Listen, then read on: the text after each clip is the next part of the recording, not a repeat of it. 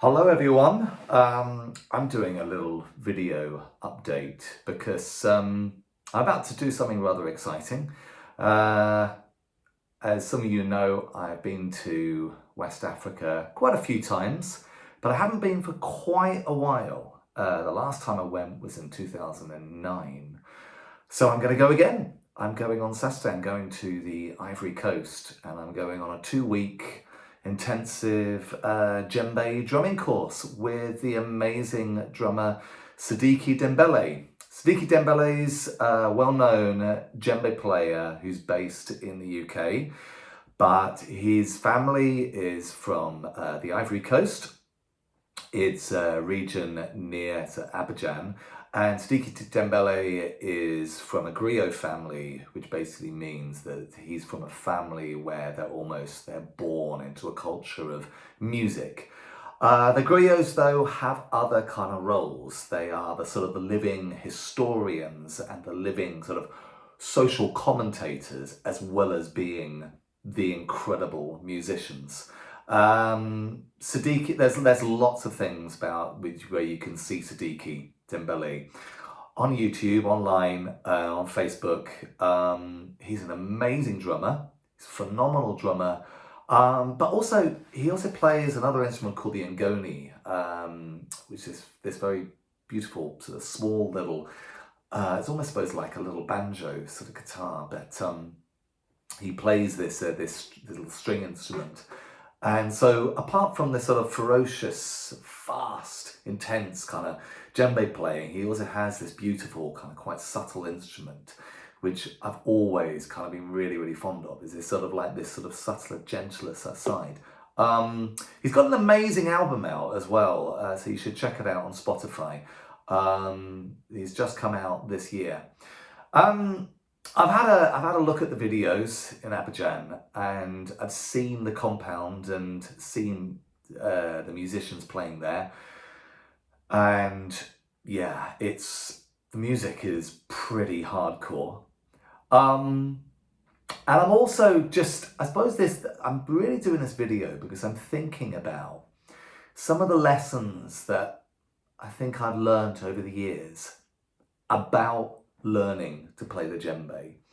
Now, the kind of category I fit in is not the same category as a lot of other people. A lot of people don't have this sort of thing that I've got, but I've always known through my sort of 30 years of playing the djembe, the one thing that's kind of held me back is for me to try and get my ego out of the way. I've had one of these people that suffered from that not good enough syndrome. And that's really the ego, which I think is tied up with that. This thing that myself, and I think I'm not the only one who do this, but there's this thing where you get really, really creative with something. You're really enjoying it, you're loving it, but then you start to evaluate yourself, and then you start to compare yourself against others. And it's a painful place to go there. To an extent, it may be useful, but most of the time, it's really, really difficult. Now, when you go into these intensive sessions, it's really easy to start thinking that there's a place you're trying to get to. If I go on this course, if I do this, I'm going to be so good. I'm going to be there. I'm going to be here. And I'll be able to stay at that place forever, and I'll be at that place. And you go on these things, and you're really, really into it. But as you get to the end, I found this sort of thing which is almost like a burnout. And you become disillusioned because you feel you're probably possibly in the same place that you were before, but maybe with some new rhythms. But if you could really say to yourself, how much, are you suddenly this incredible drummer because you did that course? Well, you never really, I haven't really felt like it. And the fact of this, the musician, is that there is no place. There's no place we're trying to get to, okay? Yes, your level of expertise develops, but there's no place you're going to get to. You're always going to feel like if you go into that area of not good enough, you won't get rid of it. You just got to know that thing is just a thing that ticks along. And yeah, I still have it now, but there's a difference. There's a difference. And this is the thing that I'm hoping I sustain when I go to West Africa for these 2 weeks. And it's a place I've really enjoyed in the last year. This has been a very creative time this last year. I've done a lot more djembe practice than I have in previous years. And it's partly some of the sources, the things that I've been learning from. I've found some, this amazing video, this video site called djembe-videos.com. I rave about it all the time. Absolutely amazing guys, thousands of videos, so much, and I've been working through them. I scratched the surface of their stuff, but I'm working through it.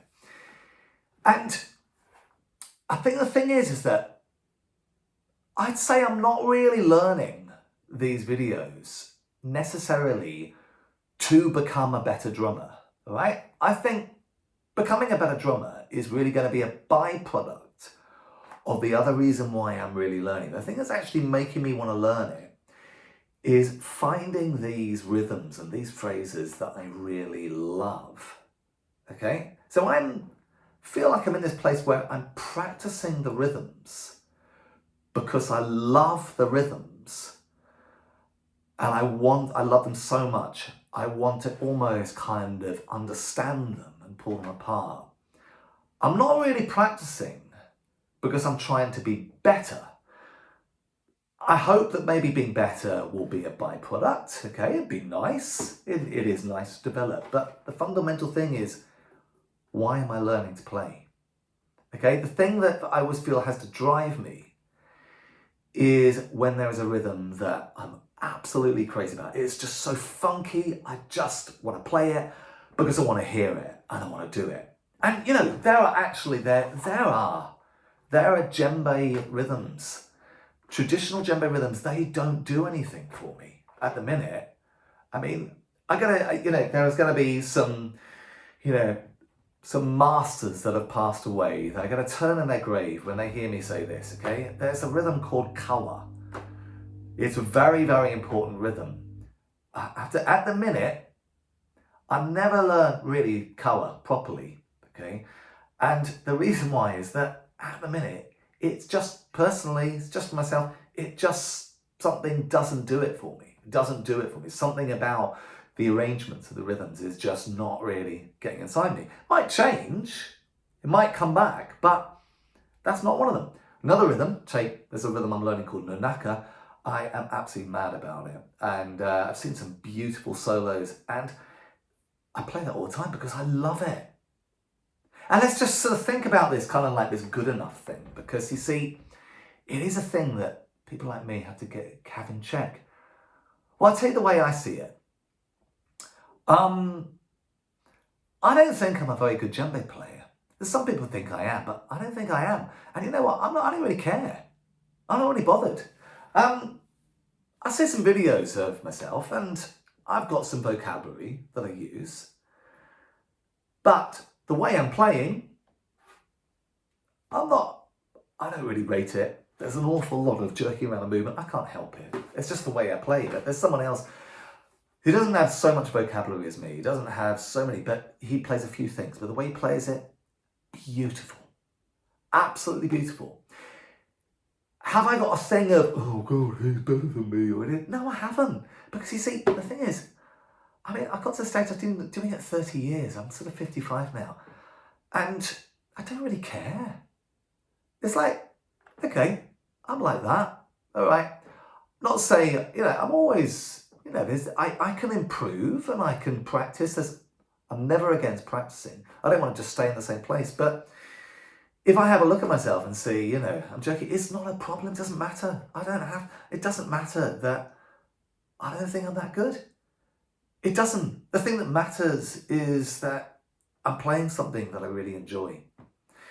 So that's sort of the thing that I'm wanting to take with me when I go through Africa. And if this is something that reverberates with you, I hope it's useful. Let's just remember why we practice. We're not trying to practice to become. We're not trying to do these 10,000 hours or whatever BS that is. All right? It's just not helpful, any of that. Okay? It's It's meaningless. Forget this 10,000 hours.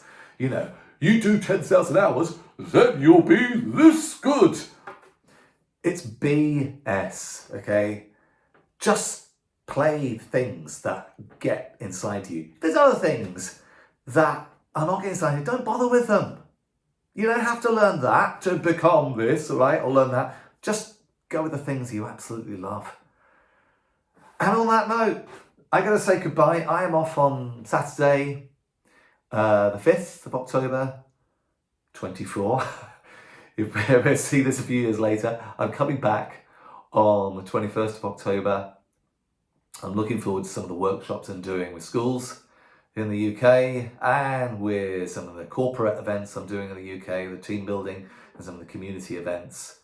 And I hope this has been useful for some of you. And of course, when I come back, freshly inspired, I will share with you some of the ideas and the rhythms that I've learned when I've been out there. Goodbye for now, guys. See you later.